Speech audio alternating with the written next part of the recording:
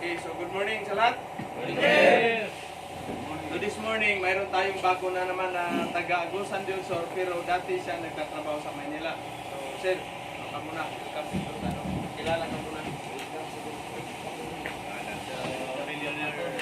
Millionaire siya. Good morning. Good morning. Ano mo na ng comment? Sunog ka siya. Sa Agusan del Sur. Okay. So, ano pangalan? John Weir. Tapos, Nickname sir, para natapos na course. Senior, graduate ka ng high school o college? vocational. Additional. Tinay. Uy, shout out po Tinay. Si Ma'am Maricel. Oh, Ma'am Maricel, shout out Ma'am Maricel. Dito yung ano mo, product ng welding ano mo. Welding technology. So, ibig sabihin talagang ano yan, amay. No? Kasi 3 years. No? Ginastusan sila ng government. Ito advantage. No? Advantage siya dahil ano man. Pero anong trabaho mo sa Manila? Welder. Ano yan sa safeguard? Building. Akyat baba ka doon. Structural. Structural. So, ilang taon na? 23. Binata pa o bata pa? Very good. So, welcome natin si ano? Para? Nickname lang sir, nickname. Jun, si Jun. Welcome natin. Welcome Hi, to Jun. Welcome aboard, Jun. Welcome sa Billionaires Family. Millionaires family. So, kita mo, 3 years siya. Ano siya? Okay, pagsapala na pa rin dati sa ano. So, based on my observation, mayroon tayong nagtapos dito na iilan na in-interview ko is called Bukol. Bakit kaya? Dahil during na 3 months na training nila, halos isang buwan lang yung ano nila. Present. Ayan si Sir Pete, witness. Ngayon, during interview, anong may sagot? Wala. Ayaw kong ipahiya ninyo ako sa ating employer. Ha?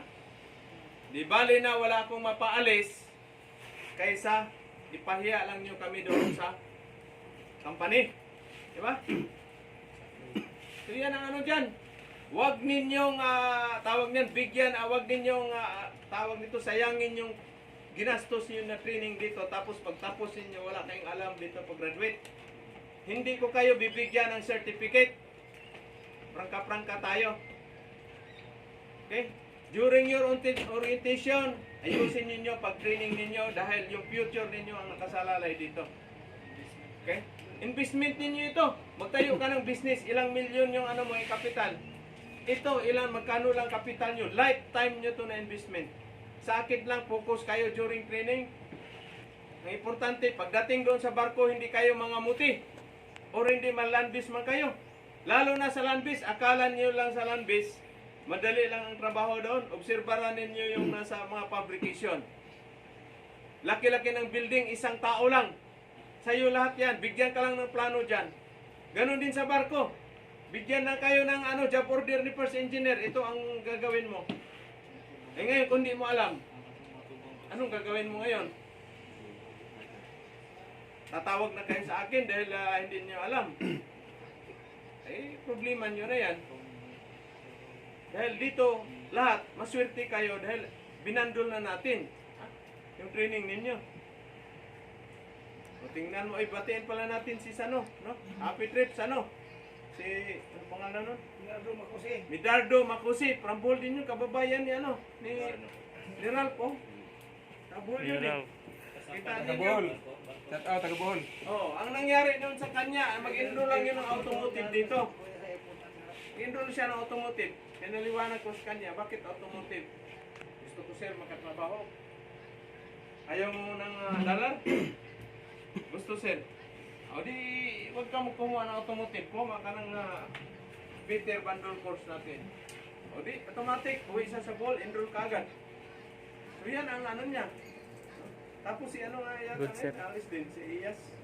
Ay ba? Good position sir. Ngayon ang alis. Iba rin na, Ayaw, mahiya ako. kaya mayroon din tayong mga Peter doon sa Maynila na hindi nakaano yung product natin ng Good Choice. Ito, klaro-klaro tayo. Bakit hindi sila nakaalis? Bagsak sa medical. Yung iba, bagsak sa medical. Yung iba, bagsak sa interview.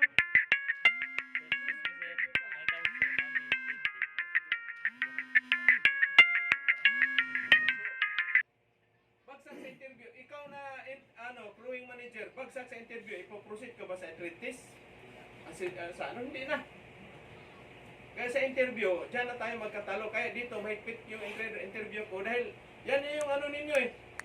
Yan yung din yung papuntahan nyo doon. Interviewin din kayo. Alanganin naman, tanggapin ka lang doon na walang interview. Ngayon, nag-interview, based on your resume yan, based on your certificate. Ngayon, ismaw NC, ka nga, NC2, di ka man marunong sumagot. O di? Dahil ganun din. 3 months na training, mga isang buwan lang mahigit siguro, wala pang isang buwan kalahati. Puro absent. Darating dito sa training center, alas 10. Talon nyo pa ako. Samantala ako dito, pinakamatagal ko, alas 9. Dapat mas maaga talaga kayo. Ha? Subukan ninyo mag-aral kayo doon sa Subukan nyo rin mamasukan ng trabaho, pasok kayo ng late. Anong resulta ng ninyo? Suspended ka agad. Diba?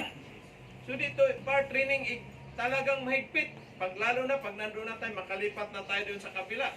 Ay talagang yan. Walang labasan doon, stay in doon. Yung mga malalayo. Tapos yung guard, ganun din. Alas 8, dapat before 8 o'clock, 7:45, you should be there in the training center. Subukan nyo doon sa ibang training center, Norwegian training center, o saan yung mga mahigpit. Hindi na kayo makapasok niyan. Malit kayo ng ilang minutes, na kayo makapasok. O di kayo, sinong kawawa? Ako o kamo? Kayo. Dahil pagdating doon sa trabaho, hindi mo alam yung trabaho, paano yan ngayon? Dalawa lang yan, pauwiin ka or idimot ka. Imbis na Peter ka, gawin ka ng kadite or trainee or wiper. Magsahod ka ng 1,700 tapos igawin ka na lang na 800 dahil hindi ka marunong. Yan ang dyan, ganun din, mga landbis. Ilan ang landbis na pinauwi doon galing sa Australia? Yung kay Mampili na dahil inaya lang yung mga certificate na mga hindi naman pala mga welder fabricator. Welder fabricator kayo, kailangan marunong kayo sa blueprint. Mga welding symbol. Kala niyo lang yung welder na profession is madali. Hindi madali yan, pare. Gusto mong kumita ng milyon, magpakatino kayo sa training ninyo.